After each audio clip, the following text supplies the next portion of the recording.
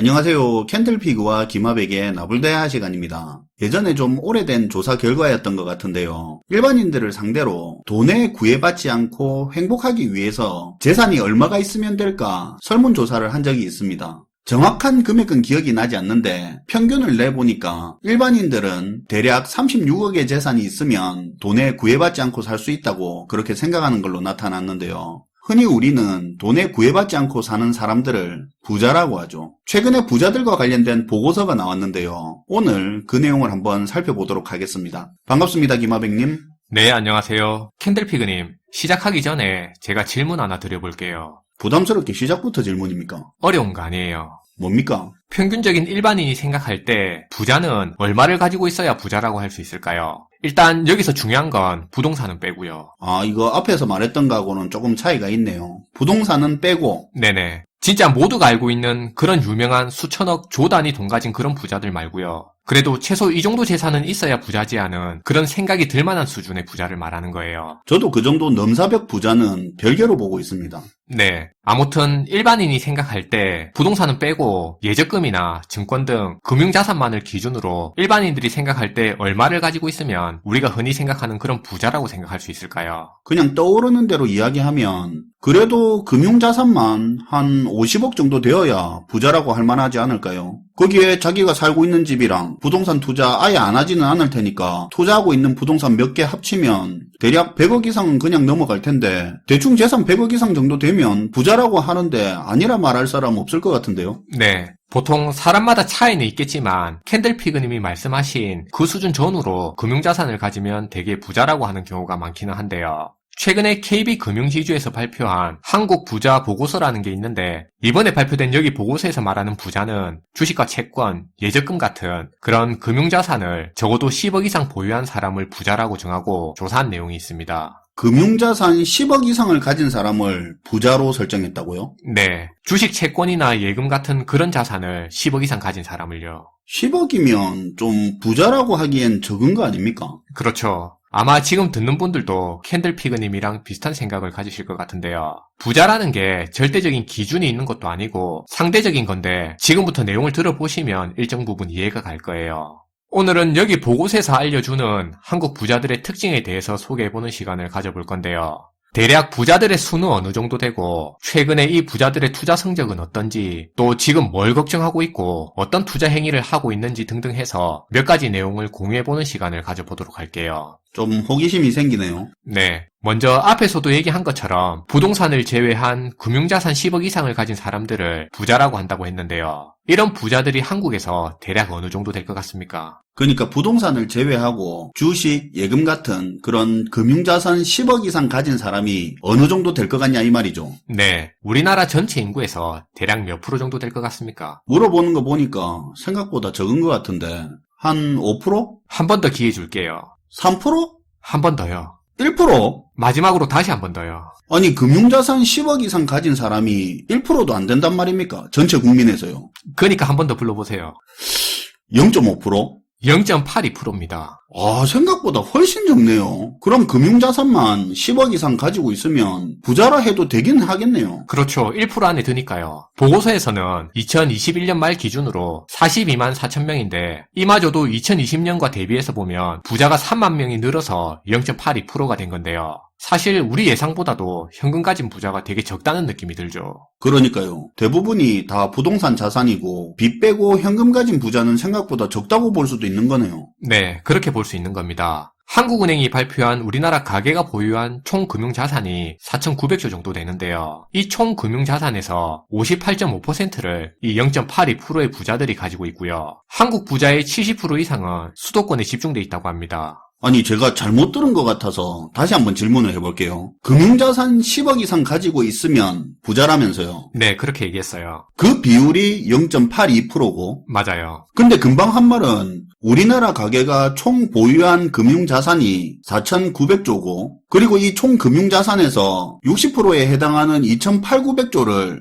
이 0.82% 부자들이 다 가지고 있다는 거 아닙니까? 네, 그렇게 보면 되는 겁니다. 10억은 금융자산을 가지고 있으면 부자라고 친다고 했는데 이거 계산이 좀 안 맞는 것 같은데요. 그냥 보면 그렇게 보일 수도 있는데요. 거기서 또 양극화가 극단적으로 나뉘는 거죠. 앞에서 말한 금융자산 10억 원 이상 들고 있는 이 0.82%를 부자라고 했는데 여기서 우리가 부자라고 설정한 90% 이상은 일반 자산가고요. 부자 중에서도 또 여기서 상위 2%에 해당하는 8,600명의 초고자산가가 있는데요. 한국은행과 통계청, 국세청의 금융소득 종합과세 통계자료에 따르면 이들 초고자산가 한 명당 평균적으로 1,568억 원의 금융자산을 가지고 있다고 조사됐습니다. 와, 금융자산이 평균 1,600억이면 부동산까지 합하면 얼마를 가지고 있다는 겁니까? 어쨌든 부자라고 생각하는 그 부류만 따로 떼고 봐도 거기서 상위 2%가 절반 이상의 자산을 다 가지고 있다는 거네요. 네. 이 듣고도 의심갈 만한 얘기죠. 그러니까요. 개념적으로 양극화 이야기 듣는 거랑은 완전 다르게 다가오네요. 그렇죠. 그럼 2022년 기준으로 이들 부자들의 자산 구조는 또 어떻게 나뉘어져 있을까요? 자산가 계층에 포함되지 않는 일반적인 가구 같은 경우에는 전체 자산에서 부동산 자산 비중이 대략 80% 정도 됩니다.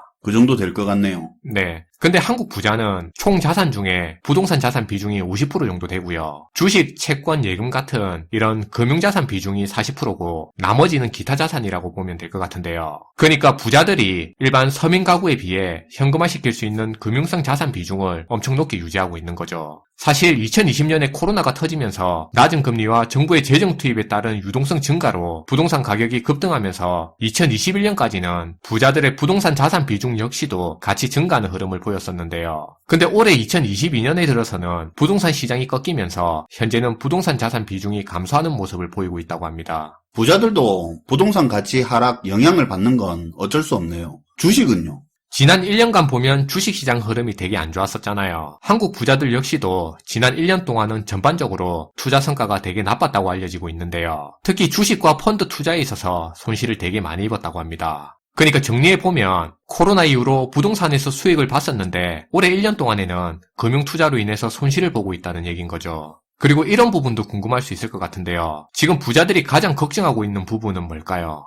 아, 그거 궁금하네요. 저희가 지속적으로 다뤘던 내용인데 금융자산 10억 이상을 보유한 0.82%의 한국 부자를 대상으로 물어본 내용에 따르면 현재 부자들이 가장 우려하고 있는 문제는 지금 진행되고 있는 가파른 금리 인상하고 인플레이션 위험을 가장 걱정하고 있는 것으로 나타났는데요. 일반적으로 인플레이션으로 화폐 가치가 떨어지면 자산 가치는 올라간다고 하니까 많은 자산을 보유한 부자 같은 경우는 인플레이션을 호재로 인식할 수도 있잖아요. 근데 부자들의 설문조사를 보면 오히려 가장 큰 위험 요인으로 이 인플레이션 문제를 지적하고 있는 것으로 나타났습니다. 자신들이 보유한 자산을 계속 돌려서 불려나가야 되는데 인플레이션 문제로 인한 불확실한 시장 때문에 향후 자신들의 자산 운용이 위협받고 힘들어질 수 있어서 그렇게 판단하고 있다고 합니다. 이러다 보니 현재 부자들이 가장 집중하고 있는 투자 행위가 있는데요. 그게 뭐냐? 현금을 모아가는 방향으로 유동성 금융자산을 확보하고 예적금 비율을 꾸준히 늘려가는 행동을 하고 있다는 겁니다. 지금은 투자 리스크가 큰 시기이기 때문에 현금 보유율을 늘리고 시장을 관망하는 포지션을 취하고 있다고 하는데요.